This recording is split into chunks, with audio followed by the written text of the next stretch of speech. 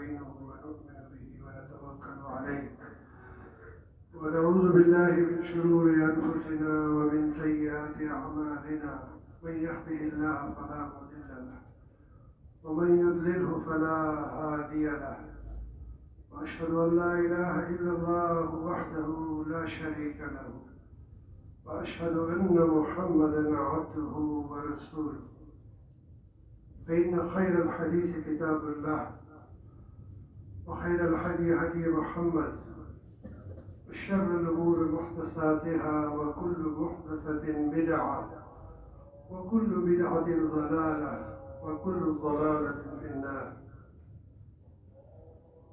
اللهم صل على محمد وعلى آل محمد كما صليت على إبراهيم وعلى آل إبراهيم إنك حميد مجيد.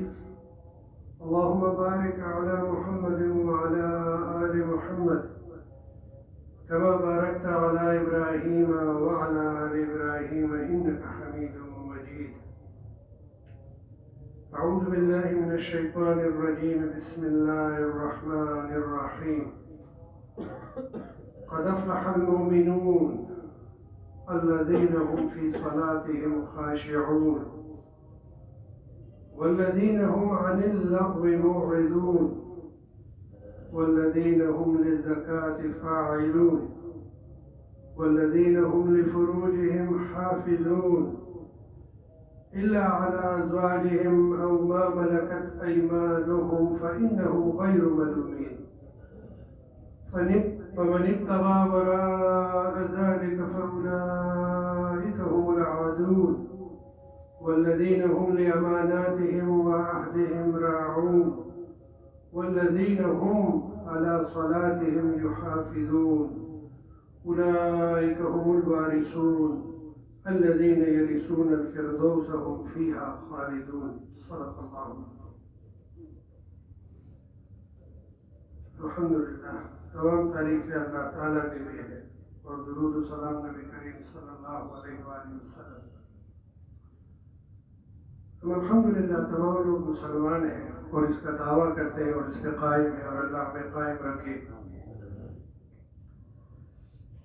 لیکن جب ہم اپنی معاشرے کو دیکھتے ہیں تو ہمارے رجحانات جو ہیں وہ بڑے عجیب و غریب قسم کے ہوتے ہیں.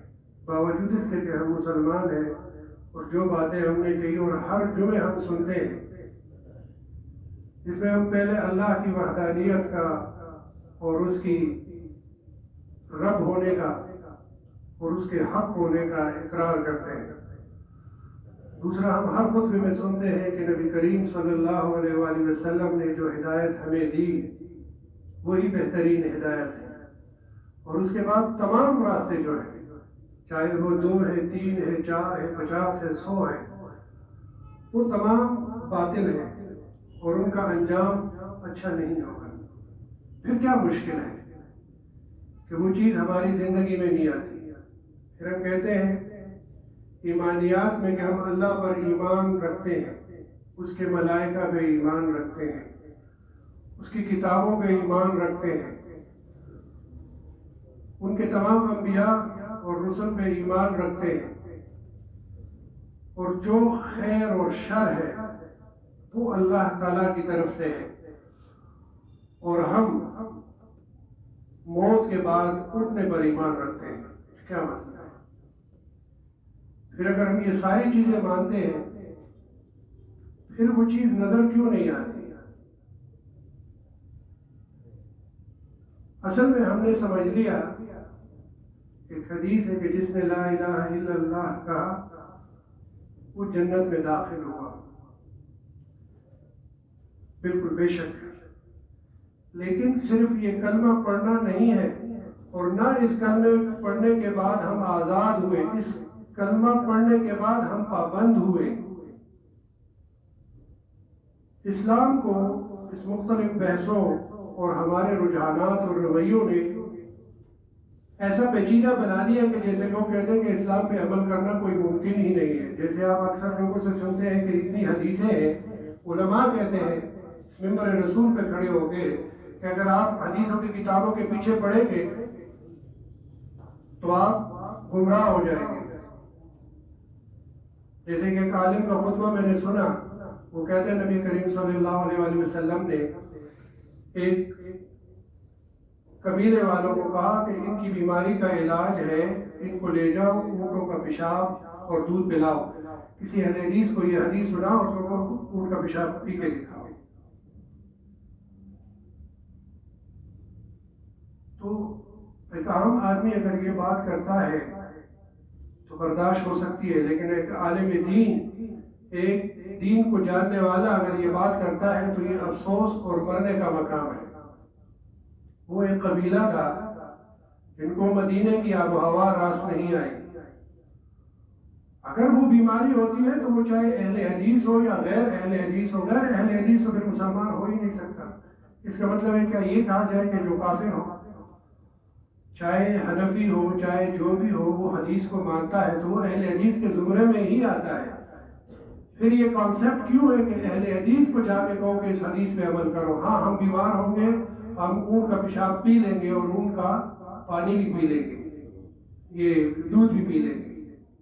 اور علماء کا متفقہ فیصلہ ہے کہ جو جانور کا گوشت اور دودھ پیا جاتا ہے، ضرورت کے وقت، بیماری کے وقت اس کا پیشاب بھی پیا جا سکتا ہے، حدیث میں موجود ہے۔ یہ کوئی ایسی بات نہیں ہے یا غیر انسانی نہیں ہے یا غیر وہ نہیں ہے۔ اگر آپ میں لوگ کسی میڈیسن کو جانتے ہو یا طب کا علم رکھتے ہو تو جو اینٹی بایوٹک ہوتا ہے وہ کیا ہوتا ہے؟ اس کا مطلب ہے زندگی کے خلاف۔ ایک جراثیم کو آپ اٹھاتے ہیں، اس کو ڈیولپ کرتے ہیں اور اس سے دوسرے جراثیم کو مارتے ہیں۔ تو پیشاب کیا ہے؟ پیشاب وہی اینٹی بایوٹک ہے۔ جو جسم کی کثافت ہے، جسم کی مضر چیزوں کو آپ نکالتے ہیں جس میں جراثیم بھی شامل ہوتے ہیں، اور وہ جراثیم آپ یوز کرتے ہیں دوسرے جراثیم پر۔ اب ہم نے جب ان چیزوں پر ایمان لائے تو اللہ تعالیٰ پھر ہمیں ایک زندگی گزارنے کا ایک طریقہ بتاتا ہے کہ پہلے ہم لا الہ الا اللہ محمد الرسول اللہ، تو یہ ہم نے تسلیم کیا، ہم نے مان لیا کہ اللہ برحق ہے۔ تو کیا یہاں پہ بات ختم ہو گئی؟ نہیں، یہاں سے بات شروع ہوئی۔ پھر اگلا درجہ ایمان کا ہے، اور مومن کی تعریف اللہ تعالیٰ نے جو قرآن میں بتائی ہے اتنی تفصیل کے ساتھ ہے کہ اس میں کسی کی رائے کی ضرورت ہی نہیں ہے، صرف اس کو سمجھنے کے لیے کہ جو پہلا کہا کہ وہ مومن کامیاب ہوئے جو اپنی نمازوں میں ڈرتے ہیں۔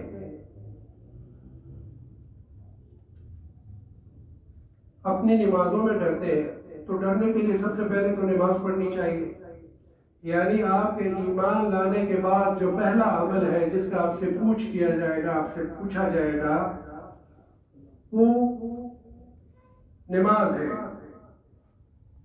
قرآن میں دوسری جگہ میں آتا ہے کہ مجرموں سے پوچھا جائے گا ما سلککم فی سقر، تمہیں کس چیز نے اس تکلیف میں ڈالا، اس سقر میں ڈالا؟ قالوا لم نک من المصلین، وہ یہ نہیں کہیں گے کہ ہم عیسائی تھے، ہم یہودی تھے، ہم کافر تھے۔ ہمیں جو بتایا گیا اس میں لم نک من المصلین، تو مسلمین میں تو آپ اس وقت آئیں گے جب آپ پہلے مسلمان ہوں گے، پھر مومن ہوں گے۔ اس کا مطلب ہے نماز نہیں پڑھیں گے تو کیا آپ مسلمان نہیں رہیں گے جب تک کہ آپ رجوع نہ کر لیں۔ پھر ہم ایک پڑھتے ہیں کہ جی اگر کس نے نماز نہیں پڑھی تو بھی اللہ اس کو معاف کر دے گا، اس نے کلمہ پڑھا ہے۔ تو 50,000 سال یا 5,000 سال، جس کا ایک دن 50,000 سال کے برابر ہے، آپ کسی جگہ رہیں گے اور باہر نکلیں گے۔ اللہ کے بندو، یہی تو عبد الآباد ہے نا کہ جو ختم نہ ہونے والی زندگی ہوگی۔ کانسیپٹ کیسا ہے؟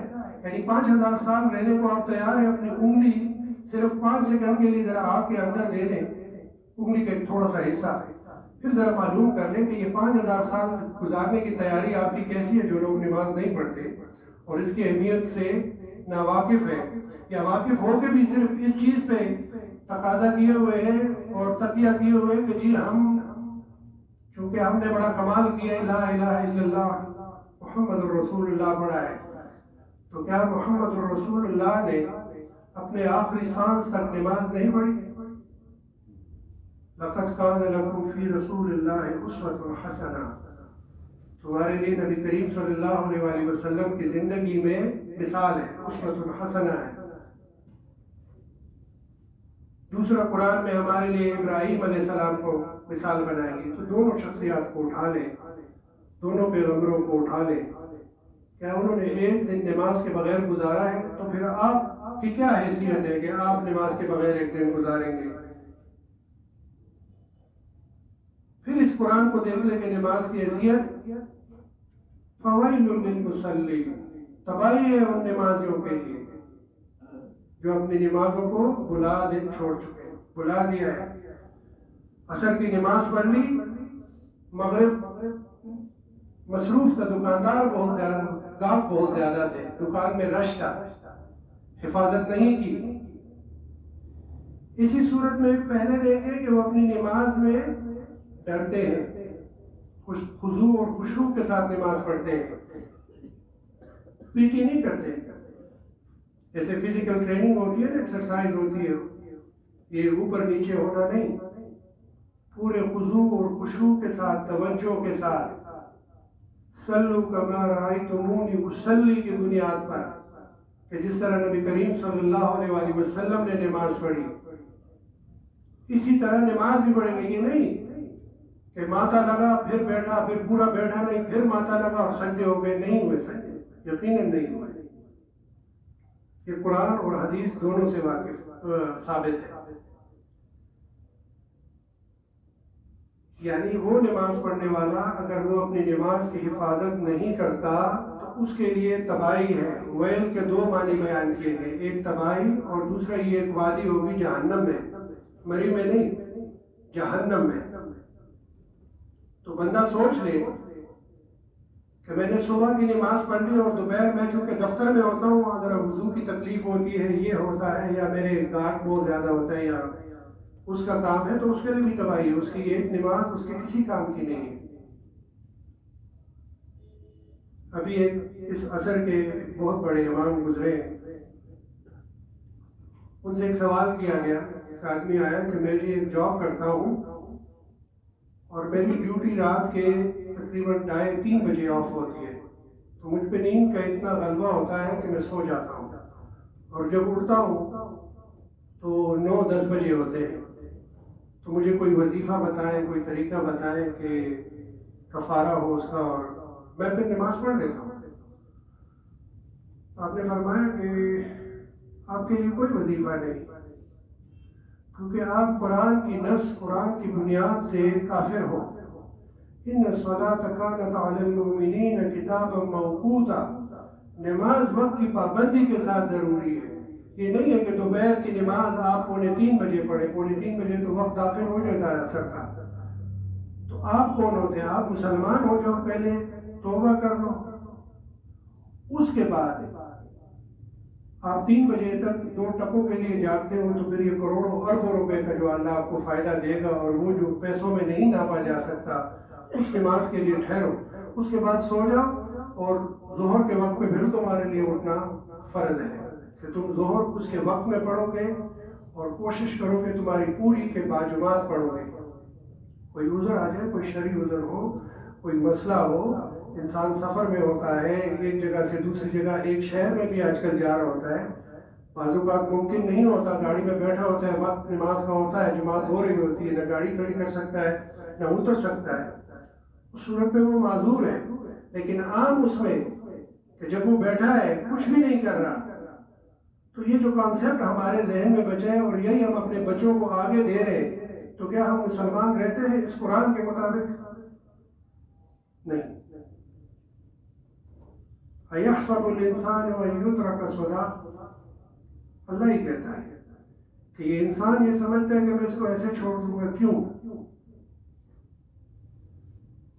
آپ جب اللہ پر ایمان لاتے ہیں اور آپ یہ کہتے ہیں کہ یا اللہ میں تیرے پہ ایمان لاتا ہوں، تیرے فرشتوں پر ایمان لاتا ہوں، اچھا فرشتوں پر ایمان لانے کا کیا مطلب ہے؟ کیا اللہ کو فرشتوں کی ضرورت ہے؟ نہیں، لیکن انسان کو جو سوچ دی گئی ہے، جو عقل دی گئی، اس کے مطابق وہ سمجھتا ہے وہ آدمی ہے، اس کے پاس 50 آدمی ہے، بڑا طاقتور ہے، ٹھیک ہے، ایک آدمی ہے بالکل بیچارہ غریب ہے، اس کو ہر کوئی غصہ کرتا ہے، اس آدمی کی قصور بھی ہوتا ہے لیکن اس کو جا کے کوئی نہیں کہتا یار 50-60 آدمی ہے مار لے گا۔ اب اللہ اتنی قدرت والا ہے، اللہ بتاتا ہے کہ جہنم کو لایا جائے گا، 70,000 لگامیں ہیں، ایک لگام پہ 70,000 فرشتے ہیں، دوسری جگہ کہتے ہیں 19 فرشتے ہیں، اس 19 کا بھی تم کچھ نہیں کر سکتے، اتنی طاقت والے ہیں۔ ایک جبرائیل علیہ السلام ذو قوہ عند ذی العرش مکین، بہت طاقتور ہے۔ کس کے ہاں طاقتور ہے؟ عرش مکین، جو مکین ہے عرش پہ، اس اللہ کے ہاں اللہ نے اس کو طاقتور کہا ہے، تو آپ سوچ لیں وہ کتنا طاقتور ہوگا۔ کیا ایک جبرائیل علیہ السلام ساری دنیا کے لیے کافی نہیں ہے؟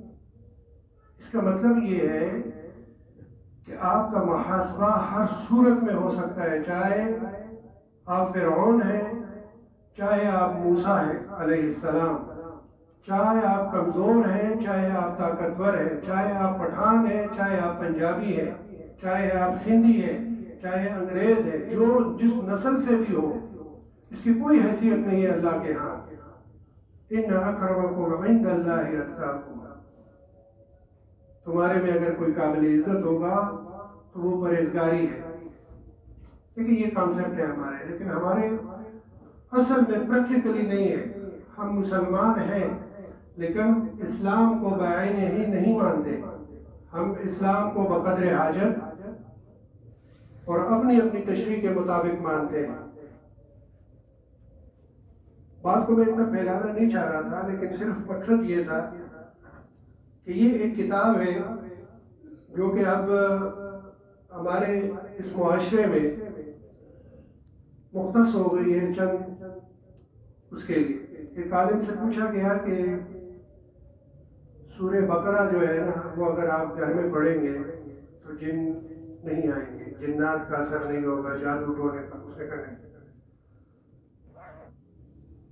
کہ بھائی کیوں نہیں؟ حدیث ہے۔ اس نے کہا حدیث میں کہاں یہاں لکھا ہے کہ جب جنات اور یہ چیزیں آپ کے گھر میں ہوں گی تو آپ پڑھیں گے؟ آپ مطلب غلط لے رہے ہو۔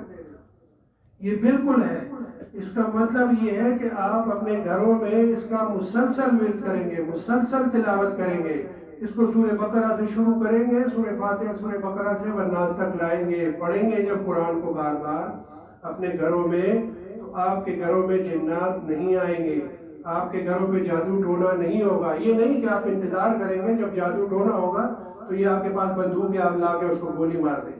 آپ کا کانسیپٹ ہی غلط ہے۔ میرا صرف آج کے خطبے کا مقصد صرف یہ ہے کہ جو ہمارے رجحانات ہیں، جو ہمارے کانسیپٹ ہے، وہ غلط ہے۔ کوئی آدمی مر جاتا ہے تو آپ ظاہر ان کی دعا جنازے میں جاتے ہوں گے تو لوگ اس کی تعریف شروع کر لیتے ہیں، اور وہی آدمی جو کل تک زندہ ہوتا ہے کوئی اس کا پوچھتا نہیں ہے۔ وہ آپ کا ہمسایہ ہوتا ہے، وہ آپ کا رشتہ دار ہوتا ہے، وہ آپ کا عزیز ہوتا ہے، وہ آپ کا دوست ہوتا ہے۔ جب حق ہوتا ہے اس کا، اس وقت نہیں ہوتا۔ پہلے دن اچھا آدمی ہو جاتا ہے، دوسرے دن اس سے بھی اچھے، اور تیسرے دن تو ولی اللہ تو کم از کم ہو جاتا ہے، اور پیغمبری اگر ہوتی تو وہ ڈگری بھی ہم دے دیتے۔ لیکن جب ضرورت ہوتی ہے اس وقت کوئی کیوں نہیں ہوتا جس کا آپ کو فائدہ ہوگا اس تعریف کا، تو اس کو اللہ شاید اس کا بھی فائدہ دے دے اگر وہ مومن ہے، مسلمان ہے۔ کہنے کا مقصد یہ ہے کہ جو ہماری بنیاد ہے اس میں سب سے پہلے نماز ہے۔ دوسرے قرآن کو آپ پڑھیں، آپ کا خالی کلمہ پڑھنا کوئی حیثیت نہیں رکھتا، ورنہ یہ قرآن موجود ہے۔ آج آپ، یہ میں ایک دعویٰ کر رہا ہوں، آپ شروع کریں کل قرآن کو، کہیں پہ آیا کہ آپ ایمان لائے اور آپ کو چھوڑ دیا گیا؟ نہیں۔ ان الذین آمنوا وعملوا الصالحات، ایمان کا مطلب ہے کہ اس زبان سے آپ اقرار کریں گے کہ کس چیز پہ آپ ایمان رکھتے ہیں، اور آپ اللہ کی ذات کو پوری طرح نہیں سمجھ سکتے، لیکن اس قرآن میں اللہ نے جو اپنی تعریف کی ہے، اپنے اسماء کے ذریعے کی ہے، رسول اللہ صلی اللہ علیہ وآلہ وسلم نے جو بیان فرمایا ہے، کم از کم وہ تو پتہ لگے کہ اللہ کی ذات کیا ہے۔ اللہ کی ذات وہ ہے جس کی کوئی مثال نہیں، اس کی کوئی شبیہ نہیں۔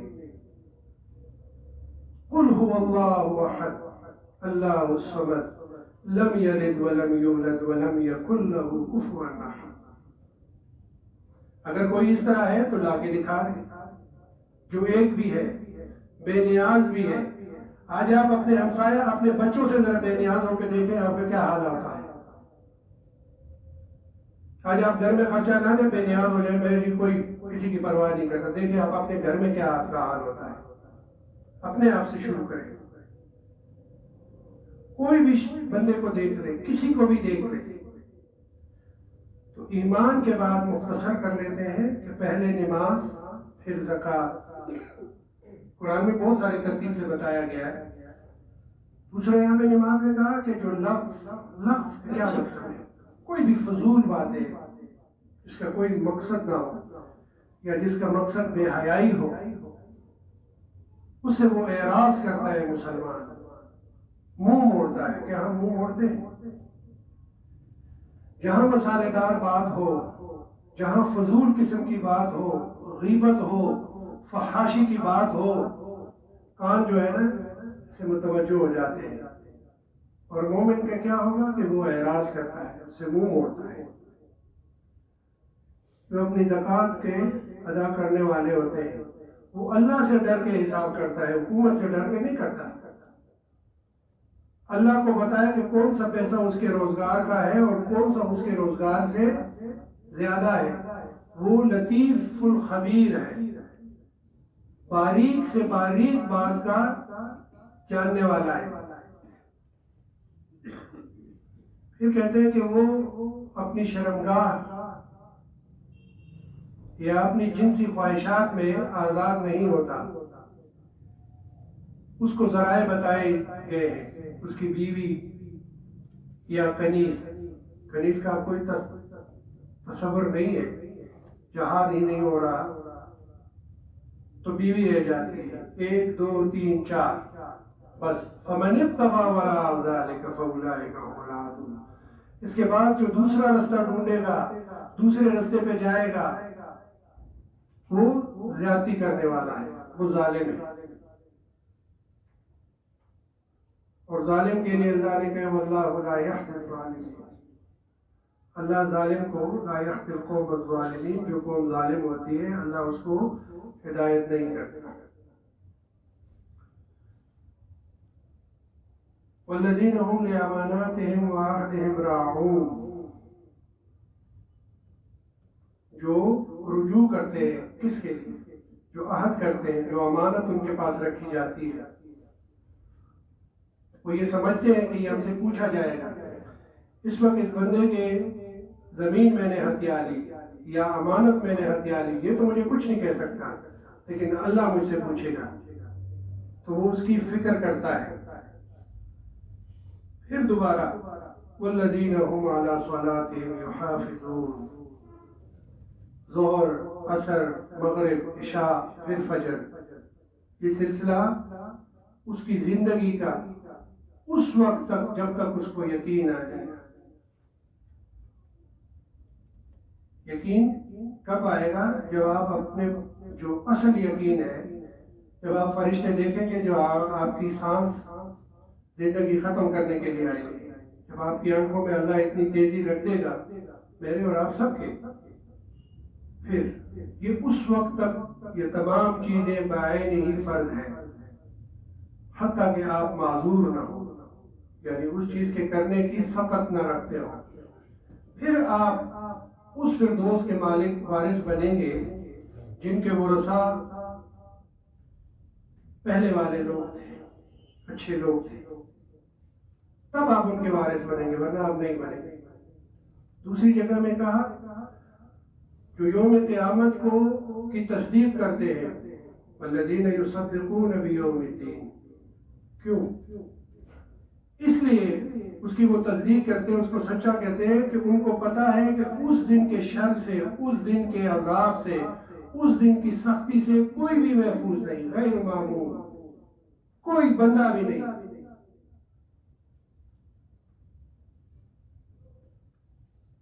تو ان چیزوں کو اگر ہم اپنی زندگی میں لائیں تو کوئی اتنی مشکل بات نہیں ہے.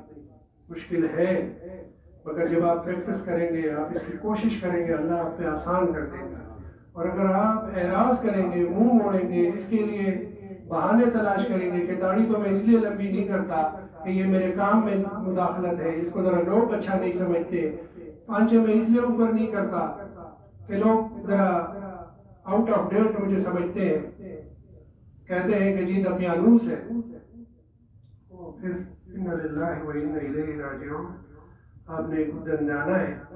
آپ اپنے گھر میں دیکھتے ہیں، آپ نے بہت ساروں نے اپنے باپوں کو دفن کیا ہوگا، والدہ کو کیا ہوگا، بھائیوں کو کیا ہوگا، بہنوں کو، رشتہ داروں کو. تو جانا ہے، اس کی تیاری ضروری ہے. اور کانسیپٹ رجحانات اپنے درست کر لے تو آپ کے لیے فائدہ ہے. وما علینا الا البلاغ والحمد للہ رب العالمین.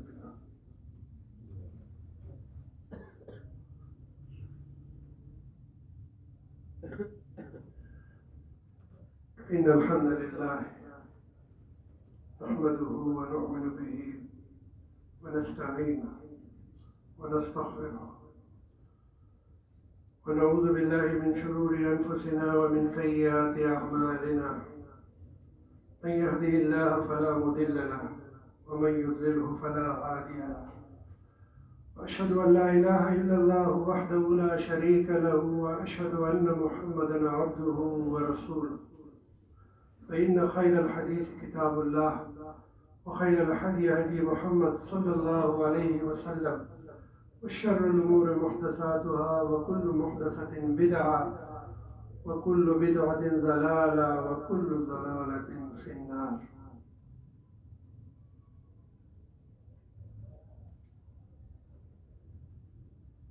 ہم اختصار کے ساتھ، چونکہ وقت ختم ہو گیا، 5 منٹ ہے، صرف اس خطبے کو جو الحمدللہ سمجھتے ہیں اللہ ان کو اور توفیق دے کہ اور زیادہ سمجھیں، اور جو نہیں سمجھتے وہ کسی بھی بھائی کے ساتھ بیٹھ کے ذرا اس کو سمجھ لیں کہ اللہ ہمارا رب ہے جس پہ ہم ایمان لاتے ہیں، اسی سے معافی مانگتے ہیں، اسی کے سامنے استغفار کرتے ہیں، اسی سے مدد مانگتے ہیں. اور پھر اس کے بعد محمد الرسول اللہ صلی اللہ علیہ وآلہ وسلم جو ہے اس کو اللہ نے پیغام دیا، اور وہی پیغام، وہی اصل میں ہدایت ہے، اصل میں روشنی ہے، اصل میں نور ہے. اسی کو لے کے آپ نے چلنا ہے. اور اس کے بعد جو بھی دوسرا بات ہوگی جو آپ صلی اللہ علیہ وآلہ وسلم نے نہیں کہی تو وہ رد ہے، وہ گمراہی ہے. کلو کا مطلب ہوتا ہے عربی میں تمام کی تمام. چاہے آپ اس کو اچھا نام دیں، چاہے آپ اس 2 رکعت فرض میں 2 کی جگہ 4 سجدے کریں، 10 کریں، 20 کریں، آپ سے وہ قبول نہیں ہوں گے. یہ کوئی بری بات تو نہیں ہے نا. آپ 1 سجدے کی جگہ 2 سجدوں کی جگہ 8 سجدے کرتے ہیں. جیسے اگلے کہتے ہیں کہ اللہ نے نہیں فرمایا، تو ہم تو قرآن پڑھتے ہیں نا. آپ قرآن پڑھتے ہیں، آپ قرآن پڑھیں گے. آپ صلی اللہ علیہ وآلہ وسلم کی حدیث ہے، اللہ نے جس طرح کہا ہے آپ اسی طرح پڑھیں گے. آپ نہ رکوع کو سجدے سے پہلے کریں گے، نہ سجدے کو رکوع سے پہلے کریں گے. صلو کما رأیتمونی اصلی، اسی طرح نماز پڑھیں گے جس طرح آپ صلی اللہ علیہ وآلہ وسلم نے پڑھی. آپ رفع یدین کریں گے. آپ نماز میں پہلے تعوذ پڑھیں گے پہلی رکعت میں، پھر سورہ فاتحہ لازمن پڑھے گا، امام بھی پڑھے گا، پیچھے والا بھی پڑھے گا. پیچھے والے کو کہا کہ زیادہ اونچی آواز سے مت کریں تاکہ امام وہ نہ ہو. اس کے بعد آپ کے لیے پڑھنا نہیں ہے. وَلَضَّالِّينَ جب ہوگا آپ نے آمین کہنا ہے، آپ کی مرضی نہیں ہے. اس کے بعد امام نے قرأت کرنی ہے، آپ نے سننی ہے. اس نے رکوع کرنا ہے، آپ نے کرنا ہے. اسی طرح تمام چیزوں میں آپ نے اسی طرح کرنا ہے جس طرح آپ کو حکم ہے. آپ کو کوئی اختیار نہیں ہے. جب اللہ اور رسول کوئی فیصلہ کر لے اس قرآن کے مطابق، اس بندے کا پھر اختیار نہیں رہتا کہ وہ یہ کہے کہ اس کو تو میں ایسے کروں گا. نہیں، آپ نہیں کر سکتے. اور خدا رہا ہے اس قرآن کو کم از کم اس کا ترجمہ آپ کے بچوں کو سکھائیں، خود سیکھیں. ترجمے کے ساتھ ملتی ہیں، بڑا سلیس ترجمہ اس کے نیچے لکھا ہوتا ہے. اگر آپ کو نہیں آتا، گھر میں بیٹھ کے کوئی اشکال آتی ہے، مشکل آتی ہے، کسی عالم دین کے پاس آئیں کہ اس کی مجھے سمجھ نہیں آ رہی، یہاں میں پھنس رہا ہوں، وہ آپ کو سمجھا دے گا. باقی اس میں پھنسنے کی کوئی بات نہیں ہے. بڑی مختصر یہ احسن البیان ہے، بہت خوبصورت ہے، بہت سادہ ہے، بہت آسان ہے. اس کو آپ اپنے گھر میں وہ کریں تاکہ آپ کا کانسیپٹ معلوم ہو، آپ کو اللہ کی واقفیت ہو، رسول صلی اللہ علیہ وآلہ وسلم کی واقفیت ہو، آپ کو اپنی حیثیت کا پتہ لگے کہ آپ کیا چیز ہے، کچھ بھی نہیں ہے واللہ یہ انسان۔ اسی کے ساتھ رب سے دعا ہے کہ اللہ ہماری خطاؤں کو معاف کر دے اور ہمیں دین کی صحیح سمجھ دے اور سمجھ کے ساتھ اس پہ عمل کرنے کی توفیق دے۔ اعوذ باللہ من الشیطان الرجیم، بسم اللہ الرحمن الرحیم، والعصر ان الانسان لفی خسر الا الذین آمنوا وعملوا الصالحات وتواصوا بالحق وتواصوا بالصبر۔ صلی اللہ علی النبی والحمد للہ رب العالمین۔